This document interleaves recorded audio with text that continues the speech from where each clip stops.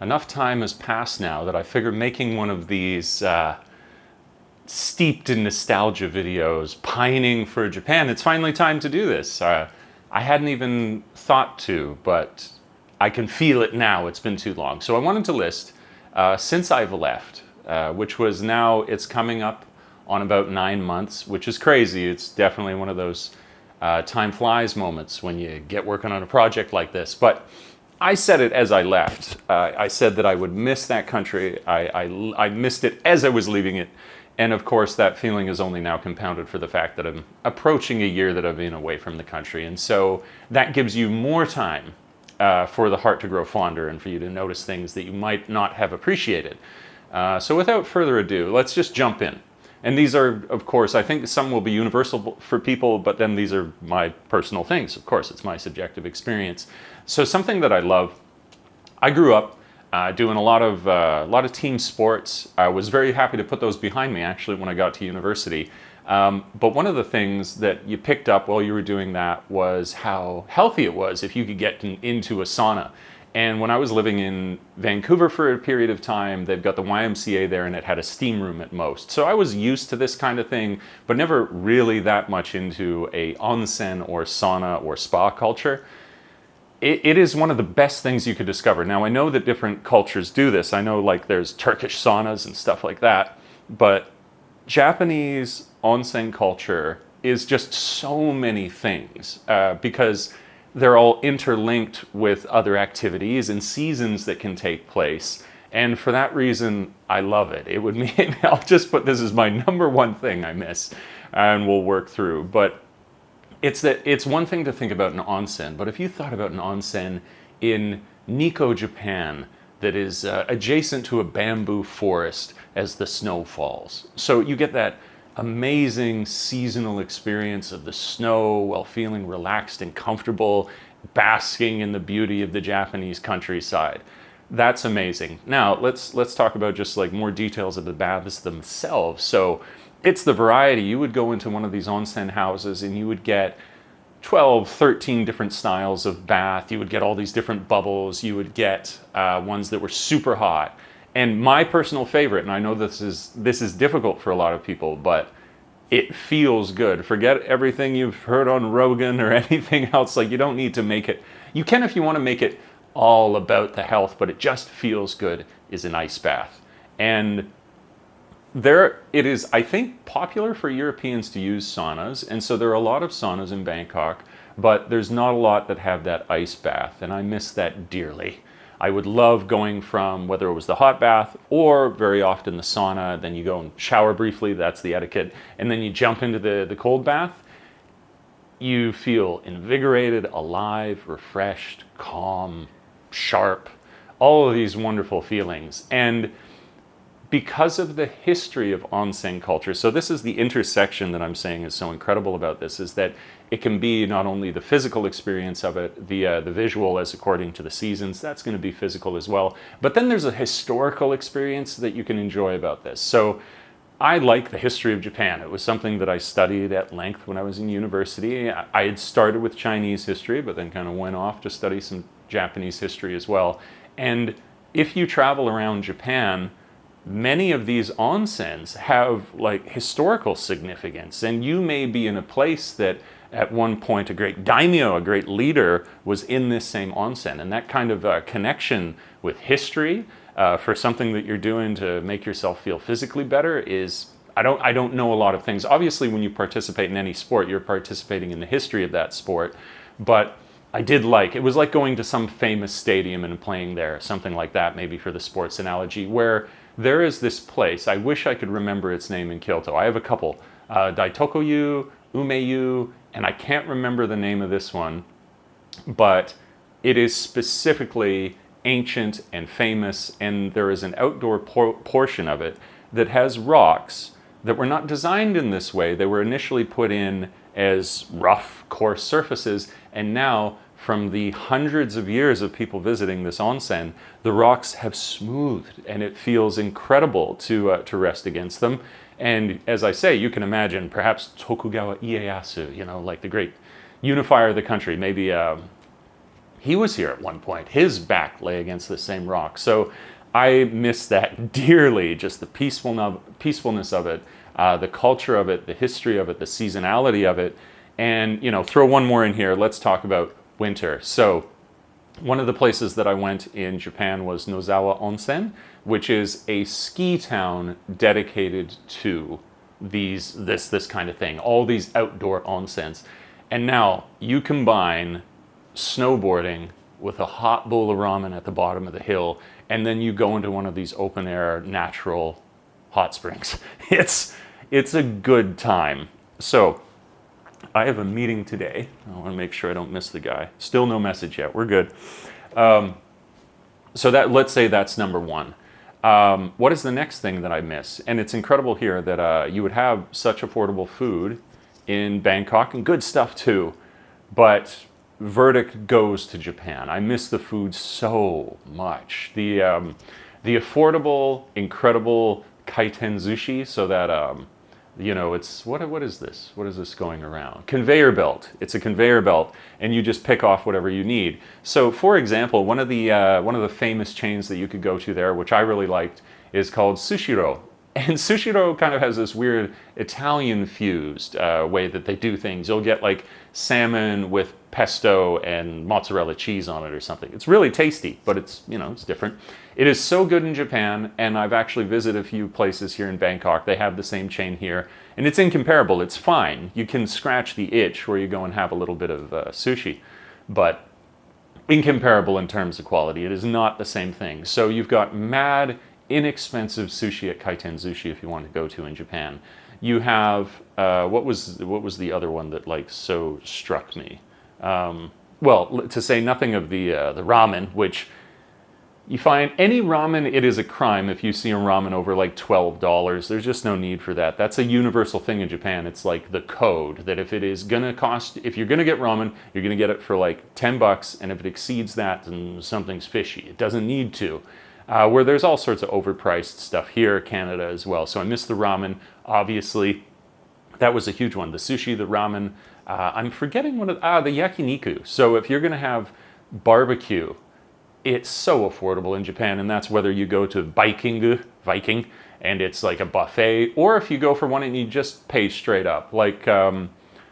There is a place near Kyoto called Shiga, and I went there to this place that it was like an old family place that they would go with this individual I was with at the time, dearly beloved.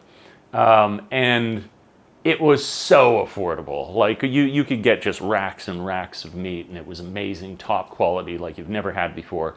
And then you would come here, and you can find it. We found one good affordable place here, but then aside from that, just it's way overpriced. You have a little bit more luck here with Korean, it seems. Although I think yakiniku is borrowed. Anyways, I miss the yakiniku so much. So let's go on to other things. I had, let's say this is number 3. When I lived in Vancouver, it's actually really cool there. They have cherry blossoms. There is a full cherry blossom season. And one of my favorite memories was when I lived in Caribou House in Vanier. I'm glad I remember these. Those are the residences at UBC. There's this cherry blossom road, and it's just this beautiful thing that blooms in spring, and it's really nice. Now, we do have that culture there, and there's lots of beautiful places to see in Vancouver with cherry blossoms, but it is not comparable, I would say, to the cherry blossom seasons that you get in Japan. Probably because one was more foreign to me. Maybe if I went to Canada, the sort of West Coast rainforest would be more exciting than what you see in Japan. But I love it. And there's something called a Sakura Fubuki, I think. Somebody will correct me if I've messed that up, which is when the wind blows so strongly during Mankai, which is not necessarily during full bloom. It can occur before that. But you'll get this most bushiest of moments where all these sakura are fully in bloom and ready to fall away from the tree. And when you get this huge wind that picks up, you get a sakura windstorm or sakura blizzard. That's what I'm trying to say. I remember walking through some park in Chiba Prefecture one day with my old Japanese teacher, and she said, "Look." And I turned around, and behind me it was just this wall of cherry blossoms thrown by the wind. And achingly beautiful kind of stuff. So That was really cool. I miss that very much. Next up is an odd thing to appreciate, but let's say we'll go to number 4 here. Next up would be healthcare. It's very good in Japan. I like it a lot. And I had good experiences with doctors. There are it's not flawless. There'd be another video I could make for that, but it is very impressive. Boring things, but they're important for people as we spend money. Dental care in Japan is wildly inexpensive. So before I left, I specifically went in and was like, let's do all this work because I know that it'll be affordable here. So you could get a teeth cleaning, cavity filling, I don't know, something else maybe. And you'll probably walk out of that doctor's office, dentist office, and it's going to cost you about $25 in Japan when you have their national health insurance. Were I to do that in Canada, it would cost me hundreds and hundreds of dollars, even just for cleaning. It's very, very expensive. So the affordable health care that you get there is good. It is a significant bill you pay each month to be able to be included in that, but you really feel like you get the benefit of it. You feel like that money is returned to you if you go to the dentist once. You go to the dentist twice and now you're doing very well. And it doesn't seem to be at the cost of quality either. So the healthcare has been very, very good. I've had great experiences there. Was that 4? Okay, let's go 5. So I love, what else could we, I was like, uh-oh, I said a top 10. You needed to, I don't rehearse these things as much anymore. Another thing that I would miss while I was there is obviously, let's say the people.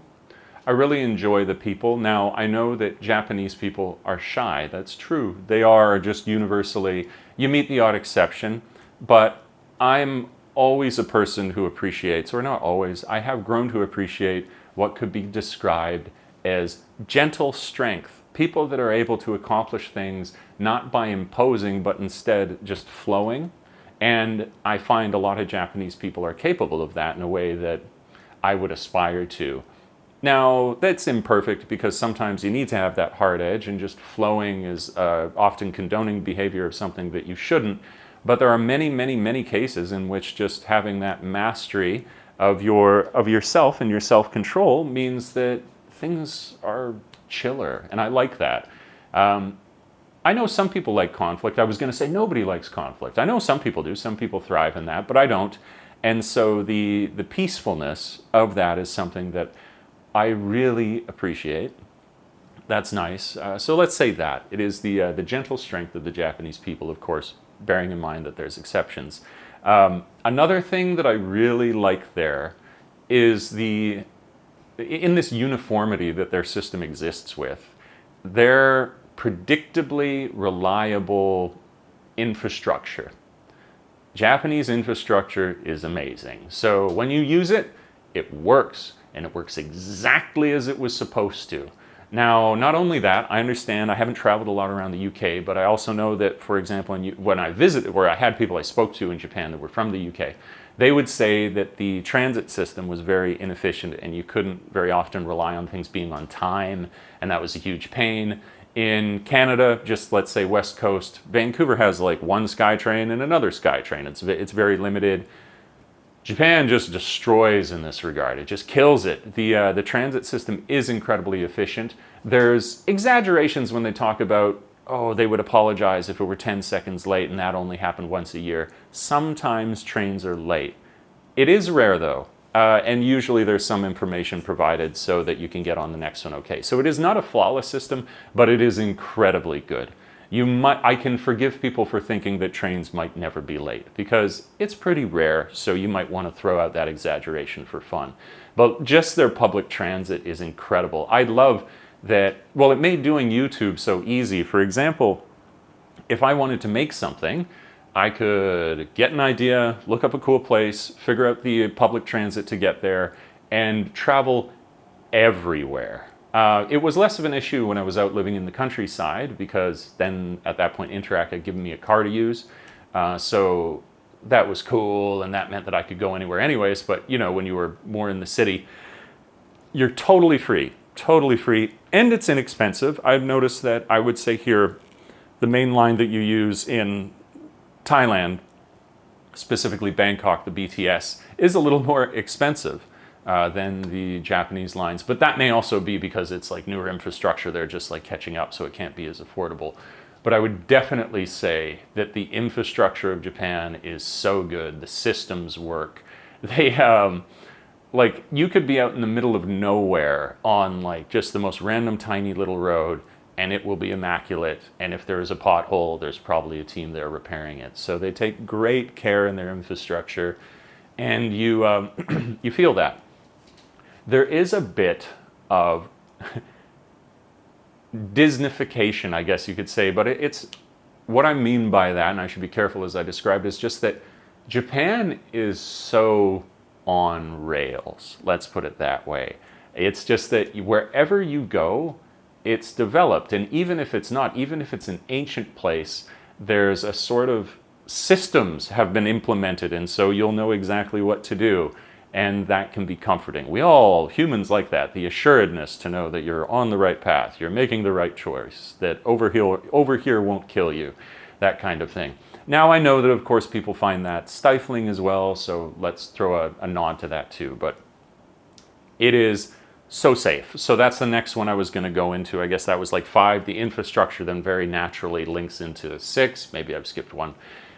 How safe it is in Japan, could not go underappreciated. And I think that this is something that people would increasingly appreciate around the world. We are in an increasingly dangerous world these days, and to be in a place where you feel like you could go out at night at any time, in any city, in any circumstances, and usually feel safe is great. Not that I have much trouble with that anyways, but it doesn't matter if people are crazy. Like for example, we have just down on the street that I live along here, there's not a lot, but there's probably like 1 or 2 real crazy dudes. And like I say, it doesn't matter if you're a big guy, you can be like aware of them, but if they jump at you with a weapon, a knife's a knife. There's only so much cool stuff I can do to block that. So I love the safety of Japan. It's a great thing. Who wouldn't like that? I also, and I can tell that this is a kind of switch that must occur. Women, I think they usually appreciate babies, but then you'll see women really appreciate babies. There's just this like switch that gets flipped where they're much more into them, which is fine. I would imagine that makes sense because I feel it somewhat. Those ads that used to be like fatherly, I would be like, I'm no father, I have no consideration or value in this. But now, for some reason, when I watch like father commercials, I'm like, children. That's just me. I think when I say that it's safe, I appreciate that on the one hand because I personally will be safe, but I can see that then extending to if you wanted to have a family, that I could see Japan being even more appealing to you because it is so safe for your children. And you probably care about safety for yourself, but then more so for your kids if you have them. And that sort of on rails is a beautiful place for a child to develop in many respects. I'm not saying, again, blah, blah, blah, Japan's not perfect, but not a bad place to raise a family when you consider a global perspective. So it's safe, it's great for raising a family. Let's just talk generally about, now we can go into 7. This isn't so bad for being unprepared. Let's talk about just general cost of living. This is a huge one. Couldn't be more relevant in today's day and age again. So for how developed Japan is, I have to check. I thought I would say something by now. For how developed Japan is, if you looked at North America, it should cost more for how nice it is. All these things I just said to you, for their healthcare, for their safety, for their food, for their everything, you would expect that this would be a country that would have a far higher cost of living. So, to give you some context, if you wanted to, you could live in Tokyo in your own private room. It would be in a share house. They're called Sakura House. They're very popular. This is where I stayed when I was doing the boot camp in Tokyo. If you were to stay in one of their rooms, you can get a single room. It's got Wi-Fi and all utilities included, little shared kitchen, you got shower, everything you would need. It would cost you about $750 Canadian a month. To live in Tokyo with your own room. Now, I know that there are those with much more wealth who would say, ugh, I need much more than that. But for us plebs, where we have to consider these things, that is incredible value. You wouldn't find on Vancouver Island, this little island off the coast, it's basically a forest, we're a bunch of hippies there. If you're going to get a house and a single bedroom apartment there currently, I think generously I would say that you'd be able to do so for about $1,500. So double the cost of living in Tokyo. It's weird, right? And then you consider that the cost of food in Canada right now is just off the charts, that you can't deny it. It is absolutely undeniable. You'd have to bury your head meters below the sand to not appreciate that the cost of living in Japan is really, really, really good. And that's across nearly every single metric. So cost of living would be another one that I think you should do. So what's another cool thing? I got to come up with 10. I might have to get creative.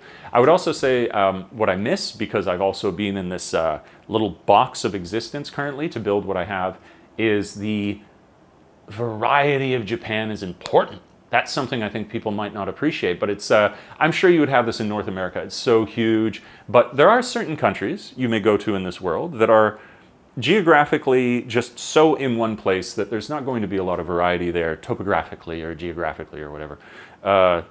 And that is not the case in Japan, because, they're very proud of this, because it goes from so far north to quite significantly south, that while you're in Japan, you can kind of have the experience of all the world's climates and not even have to leave a country. So that's really cool. Like if you want to go down to Okinawa and have that tropical turquoise blue water experience, you can. And I've seen like my buddies going down there and the photos they show me, and it's gorgeous, amazing place to go.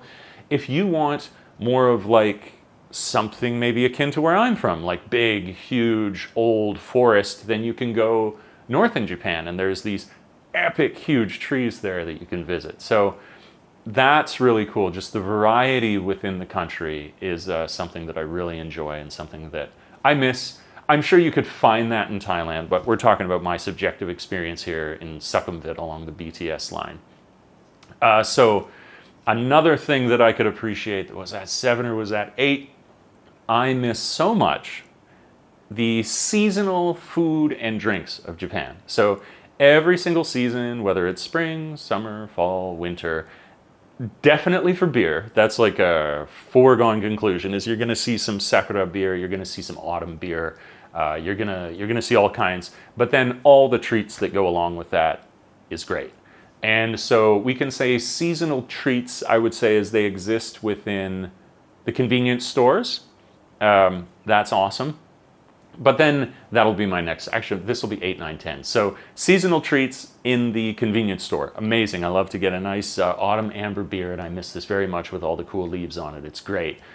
Now let's move on to 9. One of the most incredible that I love so much was the convenience stores. I'm always joking, and I know it's kind of a trope to just say how wonderful they are, but they're incredible. You know, for me, where I've been busy and a little bit lazy, just the option to cook something healthy for yourself. I'm eating bananas and yogurt now because I can't be bothered. But if you had a Japanese 7-Eleven, you can eat so healthily. You can get like a nice chicken breast with a nice salad with a blah, blah, blah.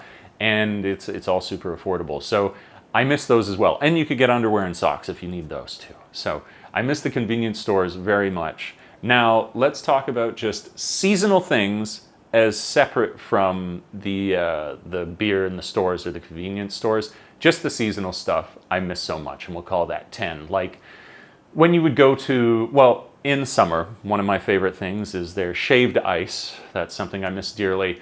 And that would be a seasonal thing that you would enjoy. There's chestnuts. I've got this crazy experience where I went up to a mountain in fall, and there was this lady with a fox mask that was that was making these acorns or chestnuts, that's what it was.